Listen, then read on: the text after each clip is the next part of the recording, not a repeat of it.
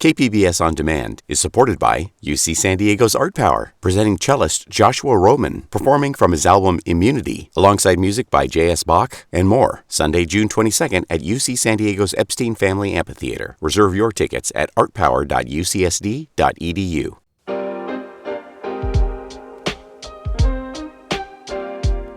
Coming up on KPBS Roundtable, San Diego City Council made changes last week to the rules for backyard apartments. They're looking to rein in large multi-unit developments for certain parts of the city.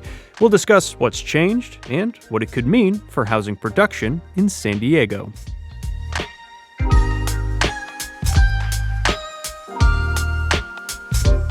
But they basically rolled it back a bit, and they discussed rolling the program back even more significantly over the next few months. Then, a state bill to address cross-border pollution changes course, raising concerns about the viability of a long-term fix. Plus, a look at other stories we've been following on the Roundup. That's ahead on KPBS Roundtable.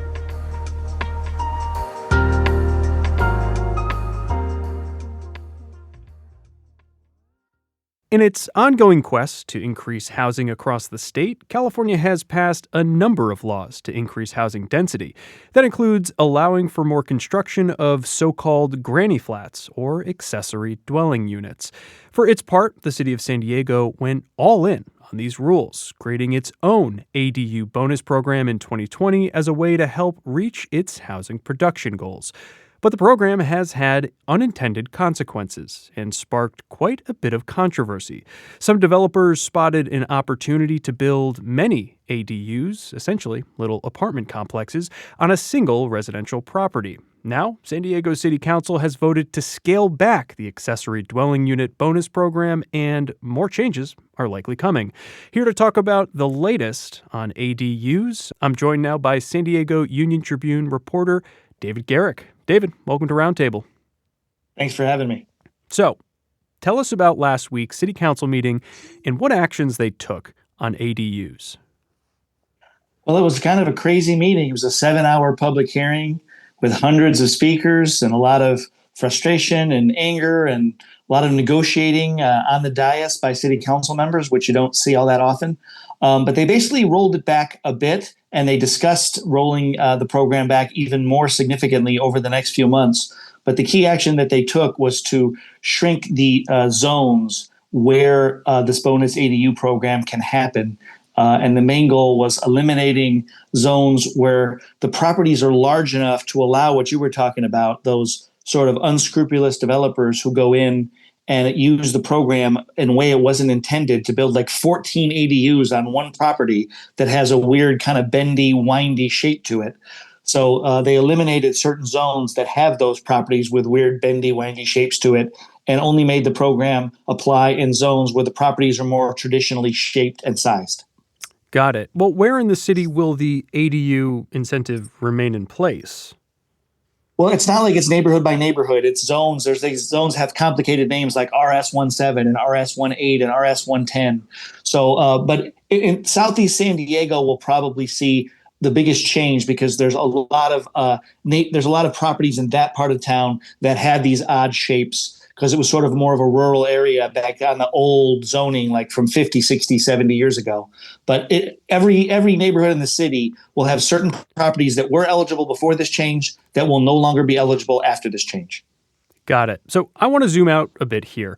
Can you explain what ADUs are exactly and how they became a key part of the city's strategy to increase affordable housing?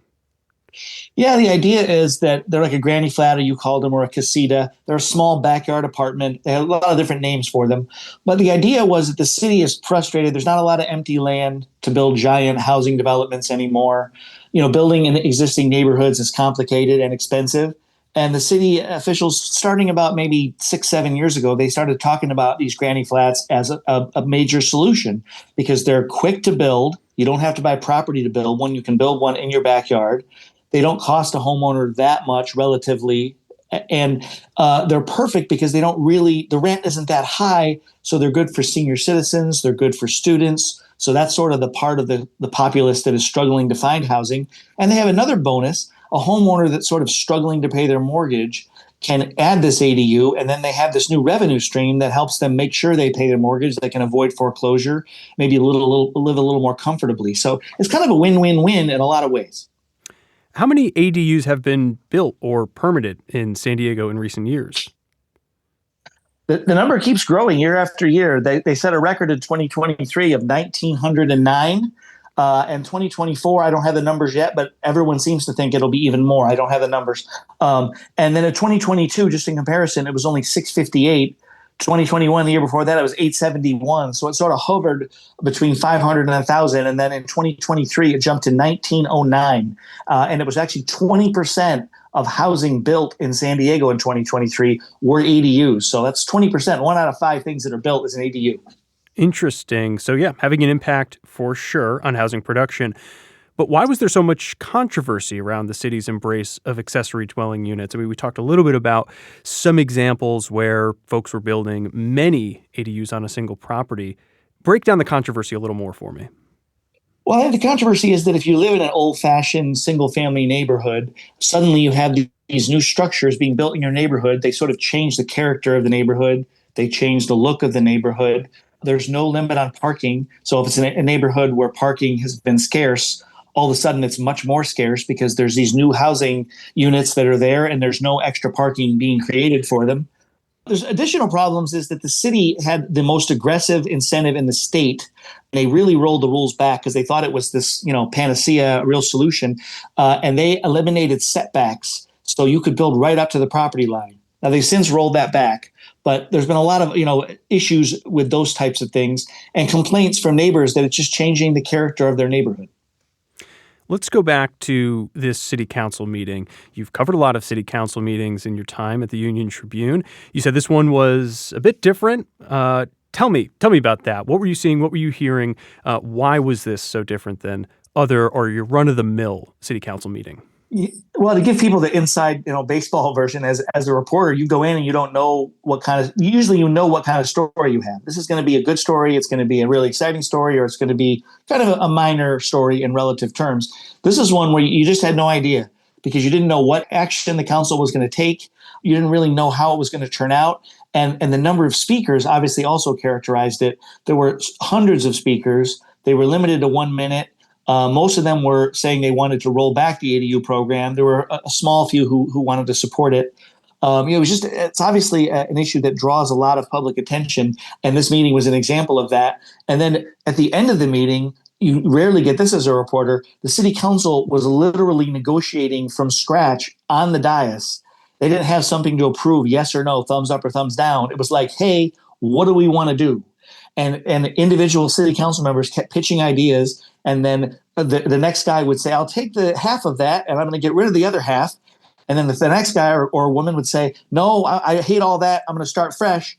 And for about 2 hours at the end of the hearing, you literally had them going back and forth in a kind of a crazy negotiation. It was like a craps game at the end of a city council meeting, negotiating what they were going to actually do. And they finally got one passed at a 6-3 vote. That sounds quite hectic. On the one hand, you wonder if that's the best way to do policymaking. On the other hand, it's maybe nice to have that transparency, see how these things are being built. So who proposed scaling back the city's ADU program? It's my understanding it came up a bit unexpectedly in recent weeks. Yes, Councilmember Henry Foster, who represents Southeast San Diego, District 4, some of the city's most low-income areas, was frustrated about some unintended consequences with ADUs, and it was connected to another zoning thing that it's complicated that I won't get into, but he was particularly frustrated with the ADU bonus program, which he had learned a lot more about this winter in connection to some other problems in the neighborhood. And he decided, look at all these emails I'm getting from constituents. They all want to roll this back. I know my colleagues in other districts are getting the same kind of emails. It's time to roll this back. You had mentioned that during the very lengthy public comment portion of this city council meeting, most of the folks who spoke were speaking out against ADUs, but some were there to support it. What did the folks say who supported ADUs and the city's accessory dwelling unit program? I think the same arguments that you hear that really have some validity is that we're in a housing crisis. most people are scared that they're going to lose their housing or it's going to go up in price. There's a shortage of housing. And this is the fastest way to build housing that people can afford.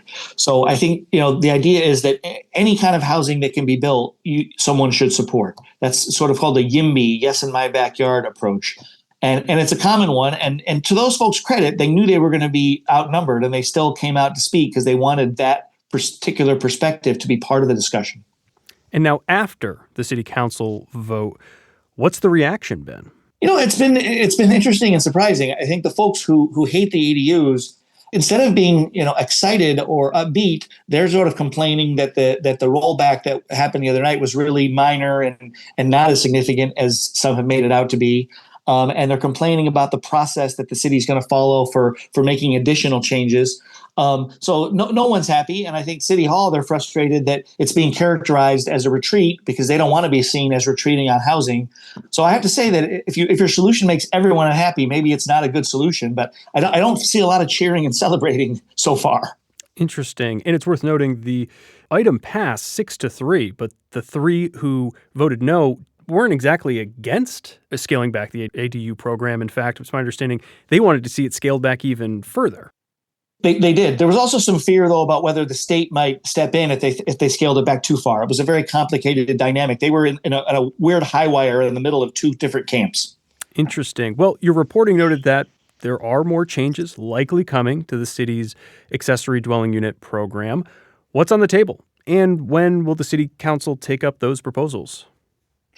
They're going to be part of a very complicated thing called the Land Development Code update. It's basically when the city makes a lot of changes to a lot of different rules and policies and regulations. Some folks are frustrated by that because that means it won't happen until July or August. But I think these changes are a big enough deal where they probably do deserve some debate and attention as opposed to doing them quickly. But the ones that the planning director of the city, Heidi von Blum, has suggested, and these are just a starting point, are to require parking and for certain times for ADUs, which right now parking is not required. When you build an ADU, you do not have to provide a parking spot. Requiring people who build ADUs to pay fees for infrastructure and community amenities like libraries and fire stations, and then reducing how close an ADU can be built to a property line. Those are the three sort of major ones that have been discussed. But the city has said we're open to other changes and other reforms. People are welcome to propose, and council members are welcome to propose any ideas that they have. And you said that's part of the land development. What was that again? Land Development Code update. It's once a year the city decides to make about 100 or so changes to all of its rules and regulations regarding planning and development. And it's going to be included as part of that package. It sounds scintillating. Mark your calendars. The city council announced a plan as well to allow homeowners to sell ADUs. What's the goal there? Well, the goal there is to create home ownership. So not only do we want lower income folks to be able to rent a place, but theoretically, we'd love lower income folks. We as a city would love lower income folks to be able to buy a place. And this is another way to make home affordability a possibility for some people. An ADU, what will it sell for? Depend on the size, depend on the neighborhood. May not end up being as affordable as people would like, but at least it's going to be an option now. It's worth noting that the city of San Diego and Mayor Todd Gloria specifically had previously touted the ADU bonus program as an important piece of the city's plan to build more housing, and the city is certainly in desperate need of more housing. But by rolling back the program, what does that mean for housing production in San Diego? Well, I think that there'll be less housing production, but I think the city would say what we're trying to do is eliminate outliers. Our program is a good program. The problem is that there's a few rare properties that are shaped oddly, and unscrupulous developers found those. And they are using those to create these ADU farms, critics call them. And they say once the reform comes in, that'll solve a lot of it. The other folks that are more against it say that the parking change has to happen. But if a person who owns a property has to provide a parking spot for their ADU person, that's maybe going to make a lot of situations where an ADU would have been built, an ADU will no longer get built. And has the mayor signaled anything in response to the city council's vote? I mean, it seemed pretty clear that the mayor was not did not want to retreat on the ADU bonus. But after the meeting, he called the plan he has to make common sense reforms. He sort of conceded that, that some unintended things may have happened with the ADU bonus program, and that he's willing to explore what he calls common sense reforms. Before we wrap up, I want to turn to another piece of housing news that you've been covering, which is the potential changes for how historic preservation is used and applied in San Diego, especially as it relates to housing. What's happening there, and how might it impact housing production? Yeah, I mean, city officials are willing to be, upfront about this. They feel like sometimes these rules that protect historic structures prevent developers from developing the housing that the city needs. They feel like it's been about 2 decades since the city has reviewed its housing historical preservation rules, and that they feel like it's time to review those rules, but that the main goal is to change the rules in a way to allow more housing development so that these rules don't get in the way of development. And there's also talk about changing the Mills Act. Now, remind us, what is that, and what changes are they proposing? The 2 main changes they discussed, one is making the Historic Resources Board less powerful, and the second one is to scale back the Mills Act. That's a state law that says if you buy a historic home and you spend money refurbishing it, getting it back to its original historic, appearance, you get a property tax break. There's 400 cities in California, only about 90 of them participate, but in those 90 cities, they give a lot of property tax breaks. The benefit is historic homes get preserved. But the city feels like maybe too many, it's being used too often and it's too easy to get accepted. So they're talking about scaling back how many people get approvals, making it a competitive process. So you'd have to compete against your neighbor to get a Mills Act approval. And again, those are situations where instead of those houses being preserved as single family homes, maybe they could be torn down and turned into an apartment complex or a larger, more dense housing development. And that would increase the housing supply. Another notable potential policy change to housing production in San Diego. I've been speaking with David Garrick from the San Diego Union Tribune. David, thanks. Thanks very much.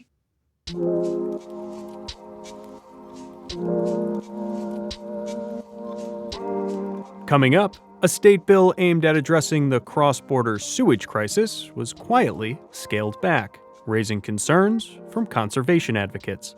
That's just ahead on Roundtable.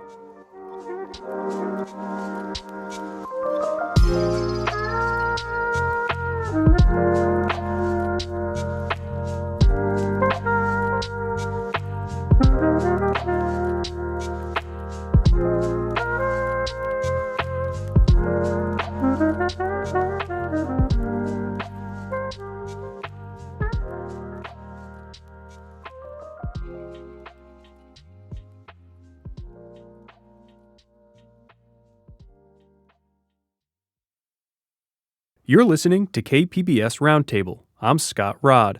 San Diego's South Bay communities have, for years, been affected by cross-border sewage flows from the Tijuana River.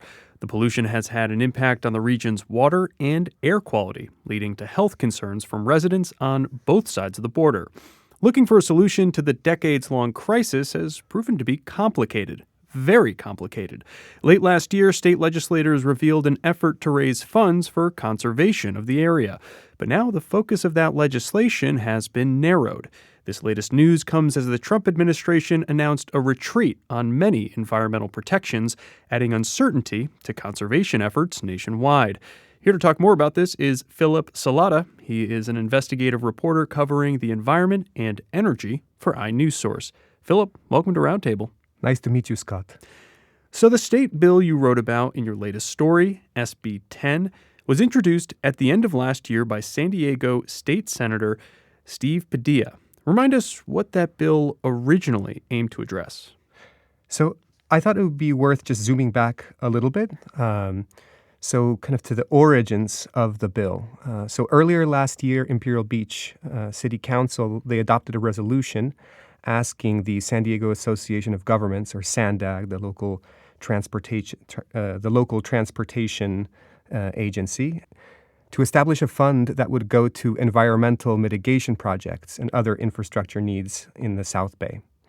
So they were looking at the Otay Mesa East Port of Entry, the new port of entry that's being built on the border as a source for this money. And especially because the busier the border gets, the more impactful it is on the surrounding communities. So they were looking at asking for 1% of revenue. So that is roughly about $25 million a year to create this environmental mitigation fund. I think what's important about it also is that it would be the first fund of its kind, and it would establish an ongoing source of funds for a problem that, as you said, has lasted decades. And honestly, as the region continues to grow, it will, continue to be an increasing challenge. And what would that money have gone towards? So the idea was really quite expansive, right? So instead of just looking at infrastructure issues like fixing the South Bay International Water Treatment Plant, it would look at restoration projects, things in the estuary there. And the Tijuana River Valley is an expansive region that spans on both sides of the border and envelops all sorts of different types of environment between marine, land, estuary environments. So it's quite open-ended, and it's also abutting, the South Bay communities that, fold basically into those areas and are affected by all the impacts of pollution on the border there. So that's where SB 10 kind of originated.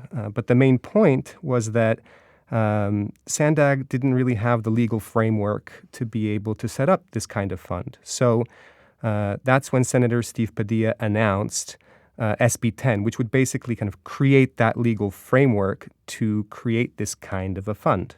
During that announcement, Senator Steve Padilla specifically spoke about how it would be used to create these mitigation and restoration projects and to fund them long term. And that really generated a lot of excitement, right? So this was one of the first overarching plans for the region. And so you're talking about a pretty ambitious effort to address these issues, not just looking narrowly at infrastructure, but much broader than that. Because a lot of times people think sewage issues, well, it's just, fix up some pipes, fix up, the treatment plants were good to go. But you're saying this looked at a much broader effort, and it started as a local focus at first, but the state needed to get involved. Exactly, right. And of course. And as you say, the Tijuana River sewage crisis has always been addressed in a kind of piecemeal way. And so to actually focus on something that has a long-term effect and that looks into all the different kinds of ways that projects can be planned to restore the area was quite an anomaly, right? But SB 10 has changed, right? There's been a shift with the bill, and it's been narrowed. So tell me about what is being proposed now under SB 10. So very specific language was struck from the bill. The main words that were struck are literally that the funds would be used for environmental mitigation and restoration of the Tijuana River Valley and adjoining lands. So that was cut, and in its place were new words, right? To assist in the maintenance of the South Bay International Boundary and Water Commission sewage treatment facility. And so basically, from this larger overarching goal, we have something very specific. It's to focus on all of the kind of long-term infrastructure needs specifically at that plant. So I think what's important to mention here is that the source, at least one of the sources of the pollution crisis, is that plant that has been underinvested for decades, right? So because of underinvestment, and this is something that the federal government, especially now under Commissioner Maria Elena Jainer, they've been saying this as well. Underfunding has caused a lack of repairs that over time have caused sewage spills, and basically the 100 billion gallons of sewage that's spilt there since 2018. Part of that is a result of those misrepairs and that lack of funding. And so the narrowing of this, though, what might be left out now that they've narrowed the language of this bill? Well, quite literally, the mitigation and restoration projects, right? So now we're looking at specifically those repairs. What would be left out? Well, in California, nearly 90% of our state's estuaries have been eradicated. And that river valley has absorbed an incredible amount of sewage. And that estuary is also a home to endangered and rare birds. It's also a stop on the Pacific Flyway, so millions, up to billions of migrating birds pass through this area and stop. And these estuaries are critical places as a part of their travel and their migration throughout, from the tip of South America to the very tip of North America. So they're critical habitats. And once again, and the other issue is that as the sewage flows have been pouring through the river, also a lot of sediment comes with those flows. And the sediment basically blocks off the estuary from being able to take in and flush out all the water that builds up in it and all the raw sewage. And that also basically asphyxiates the fish in the estuary, and there are fish die-offs that come as a result of that. So basically the entire ecosystem gets shaken up by the fact that it's absorbing such a huge amount of sewage. So those things right now, as Senator Padilla described, they're not off the table, they're just not a part of this bill anymore. You'd mentioned that the announcement of SB 10 got a lot of buzz. However, the shift in the legislation, these recent changes, was done fairly quietly, right? So how did you learn about the changes in the bill? So someone from our Documenters program flagged that SB 10 would be discussed at the Imperial Beach City Council meeting. And quickly explain the Documenters program with iNewsSource. Well, that's kind of interesting. So the San Diego Documenters, it's a local program run by iNewsSource, but it's a part of a national network of similar programs that pay community members to go to public meetings and take notes. And then iNewsSource takes those notes, fact-checks them, and then publishes them and makes them public. So it's quite an interesting network. It's an opportunity for community members to get paid for civic participation, but also for us as reporters at iNewsSource, it's quite a great reach into the community of eyes and ears of folks who are paying attention to what's going on and can, when they trigger things that are obviously going to require some more deeper reporting, we can jump in there and do some more work and report out these questions that they flag. So when the documenter flagged this for you, what did you do next? When the documenter flagged that SB 10 would be discussed, my editor then checked if there were any updates on the bill and then reached out to me to look into the revisions. And that's when I came on this marked up bill, right, that looked quite different from the, what I read originally in the language to what I'm seeing now. You spoke with Democratic California State Senator Steve Padilla. What did he tell you about the changes that were made to this bill? He sees all of this as less of a change and more of a focus on how the dollars can be used in a more precise way. And in Senator Padilla's eyes, I understand this is more of keeping the same goal, but funneling money to a specific problem that can be addressed in an efficacious way because there's already something to funnel it into. And again, so I think it's really important to remember this is one of the main sources of the problems. And the funding for building out and repairing the treatment plant has already been secured. But what's not secured are funds to make sure to maintain it for years to come. So it's all well if we fix it, build it out, but if that funding is not coming in, that's going to be a problem in the long run, potentially the same one we're in right now.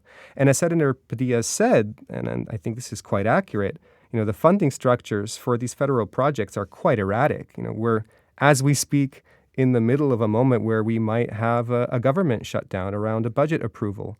So from his perspective, this was a chance to find a different source that has a long-term potential for kind of keeping that plant well-financed. And I want to get to some of the uncertainty around the federal funding, but to stay with the changes to SB 10, what have coastal conservancy groups or other environmental advocates had to say about the proposed changes to SB 10?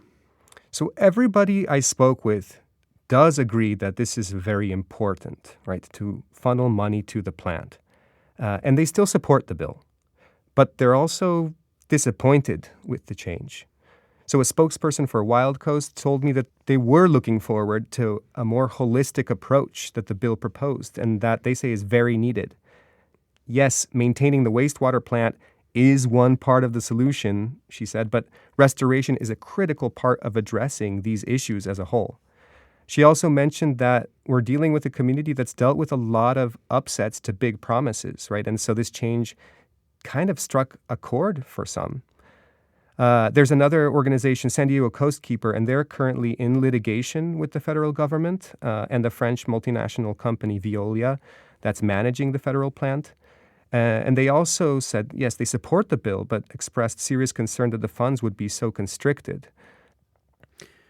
And let's dive into those lawsuits a little deeper. There was also a local school district that filed a lawsuit as well. Tell me more about what the lawsuits are alleging. What's the goal behind these lawsuits? Right. So there's a new one, as you're speaking about right now, Coronado Unified School District, which is an interesting point, right? Coronado is up the coast from Imperial Beach. So we see that this problem is expanding, and it's affecting more and more folks throughout the region. And so, that would make, I think, around 5 major lawsuits against the federal government and Veolia. And so basically the lawsuits are alleging that the company under the federal government have been reckless and negligent in how they've managed that plant, and that they haven't complied with the mandates of the San Diego Regional Water Quality Control Board, which this year cited the company, or I guess actually last year cited the company and the federal government of public nuisance from all the fumes that were emerging from the plant when the pump went down. So they're basically saying because of mismanagement of its portion of the sewage, it exposed South Bay residents to all sorts of toxic chemicals, and now that's expanding beyond the South Bay. So people have been reporting all sorts of illnesses that they attribute to the sewage, so nausea, headaches, respiratory issues. And they also say that their livelihoods and businesses have been impacted by the sewage crisis. And so people are also seeking compensation for that. And so we were talking about SB 10, this state bill that would initially had a much broader focus, was going to address a number of issues surrounding this sewage pollution problem. It's since been narrowed to focus on the treatment plants. There have also been some lawsuits, as you were just describing, which focus on some of the impacts, right, for different communities from this pollution. I want to talk a little bit about the federal government because they are a key player in all of this. You had mentioned that funding for the treatment plant, the sewage treatment plant that's on the U.S. side, has gotten federal funding. Now, what will that funding cover? Is it enough to cover the problems that the plant has? Is there any chance that the federal government could pull it back? So let me peel back some of the layers on that. So yes, funding for the plant, the fixes and the build out that will basically double capacity of the South Bay International Water Treatment Plant, they're secured. But the fixes themselves and this build out process, it's going to take at least 5 years. Now, I was just at a meeting in San Isidro with the International Boundary and Water Commission, where Commissioner Joyner told the public that the rollout process would kind of come out in phases so that they could try to increase capacity basically as the project is getting built out. But at the same time, as these repairs are happening, right, we're still getting spills. There have been several in the last weeks to months.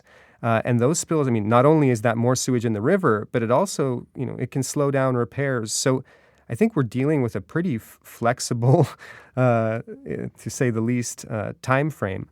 And then, of course, all of that also depends on how Mexican authorities roll out their projects, right? So in this sense, it's a very binational problem. Will it fix the sewage crisis in total? Absolutely not.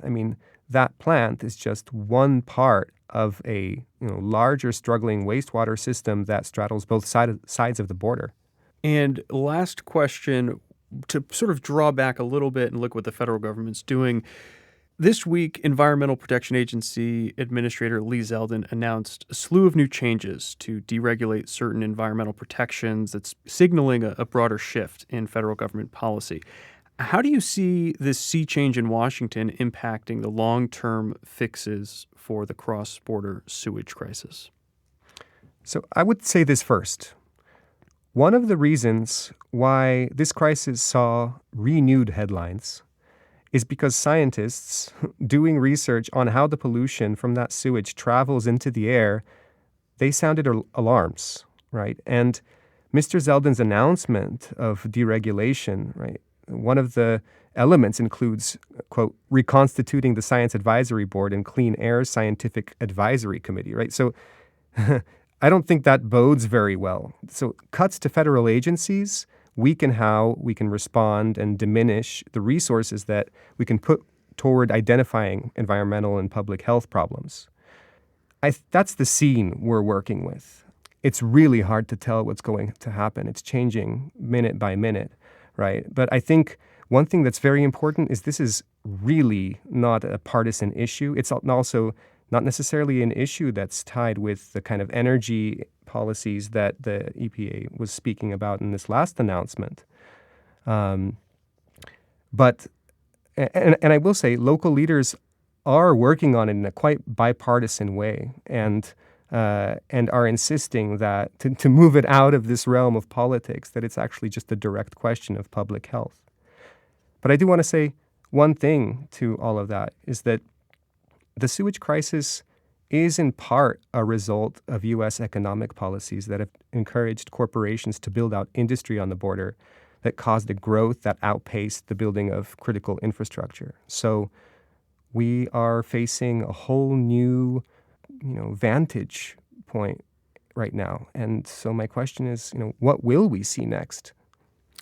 That is a good question. I'm sure your reporting will be digging into that for many weeks and months and probably years to come. Philip Salata is an investigative reporter with iNewsSource. Philip, thanks for joining Roundtable. It was a pleasure.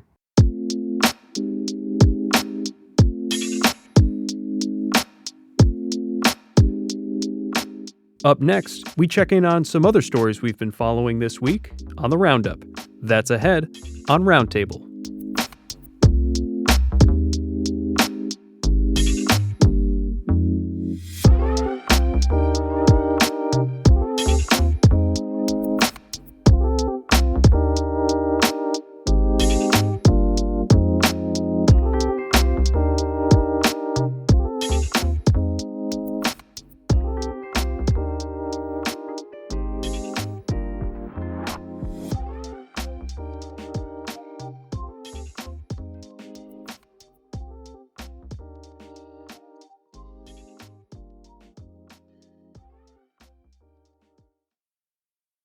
You're listening to KPBS Roundtable. I'm Scott Rod.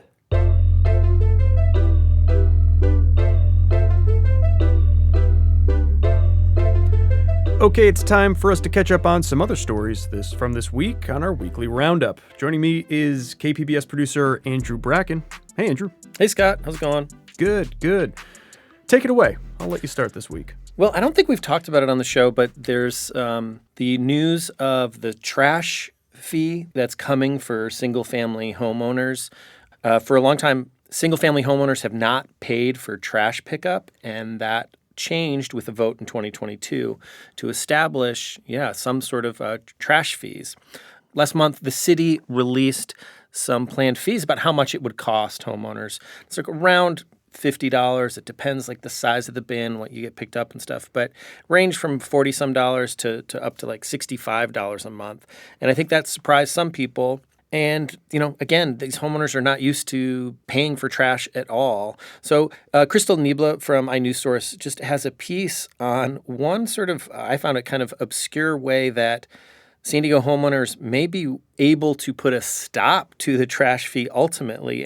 It would be something via a majority protest. which I hadn't heard about, but this was something that was passed in the 90s that prevents raising of certain government fees if, a majority of folks object to it, file a protest. So this impacts, not everyone. It's just single-family homeowners, so not people in apartments, condos, things like that. But it still impacts, I think she says like over 230,000 properties in the city. And the city council is looking into these fees, and they're meeting mid-April to choose whether to move forward with them. So I just thought that Proposition 218 is what it's called, and provided a little insight into this kind of obscure piece of our democracy. Yeah, well, and that's democracy at work, right? There's a lot of twists and turns and curiosities to it. I remember that vote from 2022.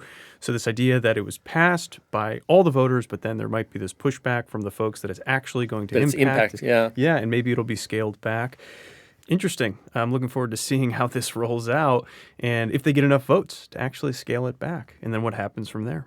Nice. Well, I got another local story. This one was from our very own Corey Suzuki, KPBS's South Bay and Imperial County reporter. The headline from his story was Imperial County's oldest LGBTQ plus center faces questions over its move away from trans rights. So this is really revealing reporting, nuanced reporting. It unearths some tensions within the LGBTQ plus community in Imperial County. The leader of the center out in Imperial County has been questioned over some of her actions and stances, particularly towards trans individuals, the trans community. This leader had solicited guidance from groups that some have deemed hate groups because of their actions and positions on transgender issues. The center is also rebranding to the Donnelly Community Service Center, removing LGBT from its name. This was also looked at as perhaps some erasure of folks within the community. There's also a complaint from a former employee who is trans. For me, Corey's reporting was done very thoughtfully, very sensitively, and weighed all sides of what was happening here. It also shows that within communities, especially ones that are often disadvantaged or oppressed, it can be easy to think, well, they are all thinking in a similar direction or moving in a similar direction. But a lot of times within those groups, there may be subsets of communities that are further oppressed or disadvantaged. And I think Corey's reporting really illuminated that. Yeah, and one thing also that I really appreciated in the story is it told the story of the founder of the center, Rosa Diaz, who kind of goes into why she originally wanted to found it and her own LGBTQ identity and not having a space in this rural area like it. And now she, as the founder, but she is part of this rebrand. And it's sort of interesting, like how her experience mirrors some of the younger people that are almost, featured in his reporting as well. And then kind of a related story I thought I'd mention, San Diego FC, they're playing their second ever home match this weekend. And they played their first one a couple weeks back, and they tied. They're doing really well on the field. But one thing that really kind of overshadowed that first match was there were some homophobic chants during that game. They were eventually addressed by the PA announcer towards the end of the match, but it left a lot of people feeling uneasy and a little disappointed from that initial match. And in response, the team now has vowed to have more security, more messaging. I think they're going to be quicker to kick out fans if it happens again. So it'll be interesting to see. This weekend is their second match, so we'll see how that pans out. Yeah, that was a really unfortunate blemish on the home opener because that's what stole a lot of the headlines, which was very unfortunate. I'm going to go national. There was a story in the New York Times about DOGE, our favorite topic, the Department of Government Efficiency. That is Elon Musk's venture under President Donald Trump to essentially scale back, cut federal funding and basically the federal roles to try to save money. And there's been a ton of really good accountability reporting on DOGE and its many errors and overstatements when it comes to how much money it's actually saved. This latest story from the New York Times revealed that this idea of DOGE being, quote, maximally transparent, which is what Elon Musk has promised, it's far from it. They're actually now basically just posting numbers without anything that's traceable. The New York Times found some clever ways to trace back some of these claims and found that they, again, have overstated. There's a misunderstanding of how a lot of this spending works from DOGE. But again, it's disappointing to see that there's now just no way really to trace these claims about spending. And so this idea of accountability and transparency is just sort of out the window. Yeah, I mean, I read some of this reporting, but I have to say, Scott, I think at this point I'm all doged out. I don't know how much more Doge I can do. Well, we don't have to keep talking about it. We'll get out of Doge. All well, right? Kind of related to Doge, I do have another piece actually from the New York Times. It was a story on a study on how humans sort of misperceive dogs' emotions. Doge to dog. Let's do it. Yeah. So it turns out we're not that great at just interpreting how our dogs are feeling or doing. And this study, it used video to kind of change the context of dog behavior. And it turns out, so they might have a video of a dog with a leash, and we would interpret it as, oh, the dog's really happy or, a certain way.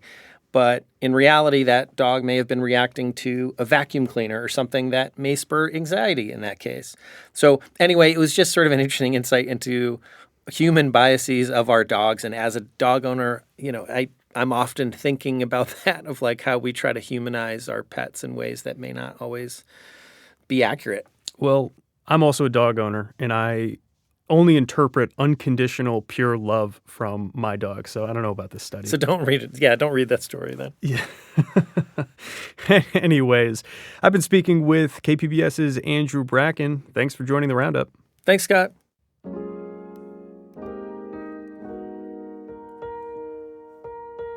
Thanks for listening to KPBS Roundtable. You can listen to the show anytime as a podcast.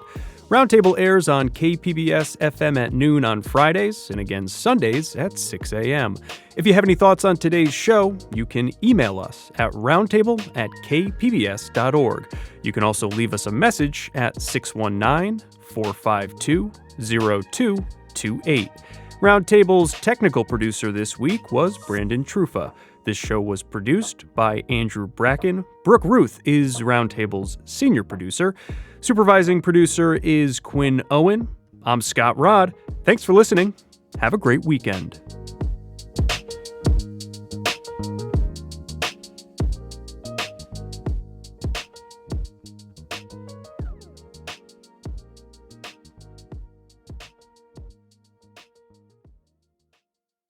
KPBS On Demand is supported by UC San Diego's Art Power, presenting cellist Joshua Roman, performing from his album Immunity, alongside music by J.S. Bach and more, Sunday, June 22nd at UC San Diego's Epstein Family Amphitheater. Reserve your tickets at artpower.ucsd.edu.